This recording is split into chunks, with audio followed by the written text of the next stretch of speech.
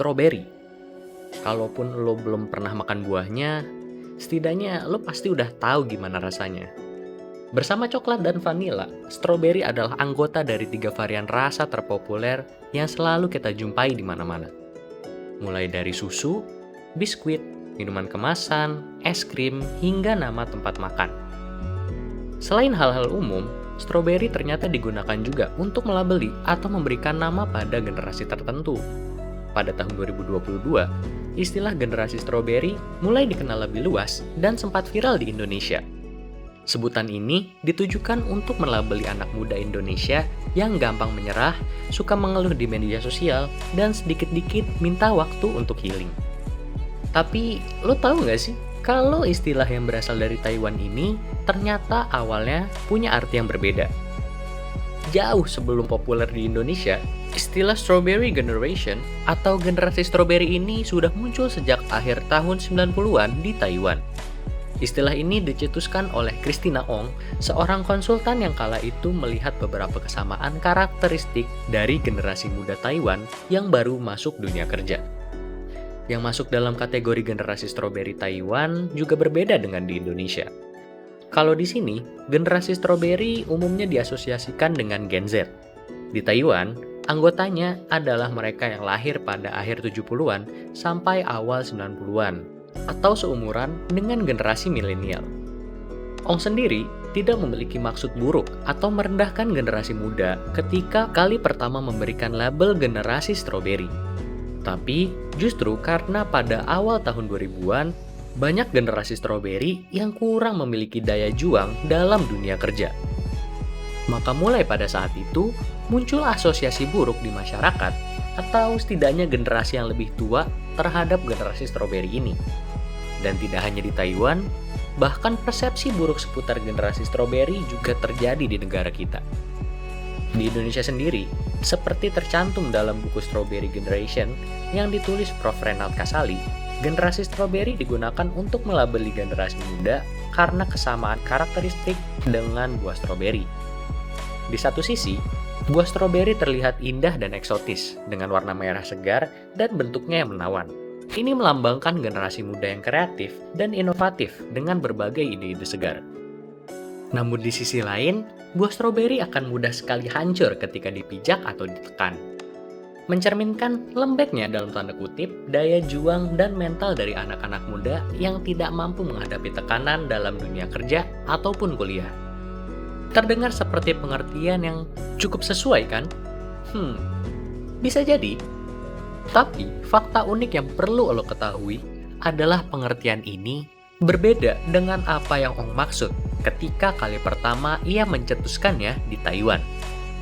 Ong menggunakan atau memilih buah stroberi bukan karena bentuk maupun tekstur buahnya, melainkan karena perawatan yang diperlukan ketika menanamnya. Seperti yang diketahui, menanam dan menumbuhkan buah stroberi membutuhkan perhatian ekstra dan biaya lebih. Mengutip dari salah satu wawancaranya dengan media Taiwan Today, Ong berkata demikian, generasi muda Taiwan seperti buah stroberi. Buah stroberi dibesarkan dalam lingkungan penuh perhatian, kasih sayang, dan waktu.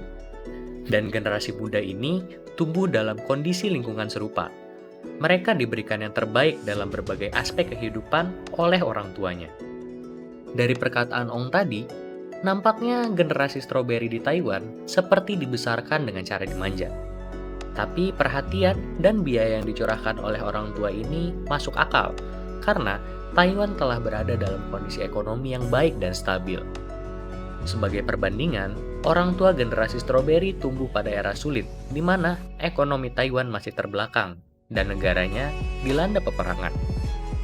Lalu, apakah generasi stroberi Taiwan punya karakter uniknya sendiri? Atau sama aja dengan generasi stroberi di Indonesia? Baik kalangan peneliti maupun media di Taiwan telah melakukan beberapa wawancara agar dapat lebih baik dalam memahami perilaku dan ciri khas generasi stroberi itu sendiri. Adapun beberapa karakteristik unik generasi stroberi pada generasi-generasi terdahulu di Taiwan adalah sebagai berikut. Yang pertama, generasi stroberi lebih terbuka jika berbicara soal hubungan asmara. Sebuah survei dari majalah The Journalist menunjukkan bahwa 50% generasi strawberry menerima dengan baik ide hubungan antara wanita yang lebih tua dengan pria yang lebih muda. Jenis hubungan yang selama ini mendapat penolakan cukup keras dari generasi yang lebih tua. Salah satu contohnya adalah Lo Hao-wei, seorang mahasiswa pasca sarjana National Chiao Tung University. Lo telah berpacaran selama 5 tahun dengan pasangannya yang berusia 2 tahun lebih tua. Mengutip dari perkataan Lo, pada awalnya orang tua saya sangat mempermasalahkan isu usia. Tapi setelah mereka melihat seberapa besar rasa cinta pacar saya dan betapa bahagianya saya saat kami bersama, perlahan-lahan mereka berhenti membahas tentang usia pacar saya. Mungkin ada beberapa kasus di mana generasi strawberry melalui pengalaman yang sama seperti Lo. Tapi juga tidak menutup kemungkinan ada yang kisahnya berakhir buruk karena tidak mendapat restu dari orang tua sampai akhir. Karakteristik unik kedua adalah generasi strawberry yang lebih berani dalam bereksperimen terkait gaya hidup mereka. Sebenarnya, kata eksperimen ini diberikan oleh media Taiwan untuk memberikan kesan sopan saja. Karena pada realitanya, perilaku generasi strawberry ini lebih tepat disebut mengadopsi budaya barat, di mana generasi strawberry Taiwan banyak yang melakukan seks bebas dan tidak mau menikah. Bahkan, salah satu narasumber bernama Jane Lin mengatakan bahwa ia sudah memutuskan untuk tidak menikah sejak usia 10 tahun karena pengalaman masa kecil yang buruk. Berikut alasan dari Jane. Saya tidak percaya pada komitmen dan benci ide terkait pernikahan. Yang saya lihat dari kedua orang tua saya hanyalah perselingkuhan, pertengkaran, dan pengkhianatan. Itu membuat saya muak.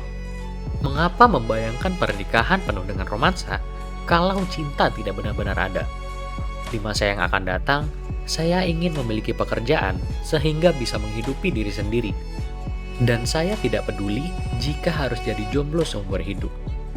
Kasus seperti Jane sendiri terbilang cukup ekstrim dan mungkin kita bisa sedikit mengerti alasan Jane untuk tidak mau menikah. Terlepas dari kasus-kasus khusus, faktor paling umum yang membuat generasi strawberry Taiwan ini tidak mau menikah adalah tidak lain dan tidak bukan, yakni alasan ekonomi. Mungkin buat lo yang sudah mengetahui tentang generasi Sampo di Korea Selatan ataupun generasi Satori di Jepang akan langsung mengetahui tentang tren ini. Keunikannya mungkin terasa berkurang karena generasi muda negara-negara Asia Timur lainnya juga memiliki kecenderungan yang sama. Tapi sebagai catatan, istilah generasi strawberry ini telah digunakan lebih dulu dibanding kedua istilah generasi tadi. Sehingga apabila kita kembali pada akhir 90-an dan awal 2000-an, maka gaya hidup tidak mau menikah ini tentunya unik bagi peneliti dan media Taiwan. Selain dua karakteristik tadi, generasi strawberry Taiwan yang dideskripsikan oleh Christina Ong memiliki banyak kesamaan seperti generasi strawberry Indonesia yang dijelaskan oleh Profesor Renald Kasali. Mereka pandai menggunakan teknologi, memiliki daya imajinasi dan kreatif tinggi, serta sangat mementingkan work-life balance atau keseimbangan antara pekerjaan dan hidup pribadi. Kekurangannya mudah mengeluh, kurang gigih, hingga sering terlalu fokus pada kehidupan pribadi dibanding pekerjaan. Meski banyak generasi strawberry tidak terlalu menggubris kritik yang dilontarkan, ada beberapa individu yang merasa generasi terdahulu terlalu merendahkan para strawberry. Generasi terdahulu terlalu banyak melihat kekurangan generasi strawberry tanpa peduli pada tantangan modern yang hanya dialami oleh generasi strawberry. Sebagai pembelaan, Vicky Chen yang merupakan salah satu staf muda kantor pemerintah Taiwan mengatakan bahwa generasi strawberry jauh lebih berani dan tangguh dibanding generasi pendahulu. Alasannya adalah persaingan kerja yang lebih ketat dan juga banyaknya skill yang wajib mereka miliki. Coba pikir lagi, apakah orang tua kita pernah khawatir tenaga kerja dari luar negeri mengambil alih pekerjaan mereka? Apakah mereka pernah khawatir tidak memiliki skill yang sebenarnya di luar job description seperti lancar berbahasa asing atau kemampuan menggunakan komputer tingkat tinggi? Kemungkinan besarnya tidak. Dan satu-satunya cara agar saya bisa bertahan adalah belajar sebanyak mungkin yang saya bisa dan terus meningkatkan kemampuan itu. Proses yang melelahkan, tapi sangat penting. Cetus Vicky dalam wawancaranya dengan media Taiwan. Apakah kalian setuju dengan pernyataan Vicky tadi? Taiwan adalah bukti dari bagaimana wajah sebuah negara mampu berubah 180 derajat. Dari yang sebelumnya adalah salah satu daerah termiskin di Asia, menjadi salah satu negara dengan perekonomian terkuat di dunia. Hal ini bisa terwujud berkat hasil kerja keras dari generasi-generasi sebelumnya. Generasi yang hidup dalam era berat, bahkan melalui perang, sehingga memiliki daya juang yang tinggi dan mental baja. Generasi stroberi yang saat ini sudah memasuki dunia kerja, tentunya diharapkan mampu meneruskan tongkat estafet ini dan membawa tren positif pada perkembangan negara Taiwan secara keseluruhan. Meski diasosiasikan dengan berbagai hal buruk, seperti mudah mengeluh dan tidak mampu mengatasi tekanan, nyatanya generasi stroberi memiliki potensinya sendiri. Di dunia serba digital ini, generasi stroberi telah menguasai penggunaan teknologi jauh lebih baik dibanding generasi yang lebih tua.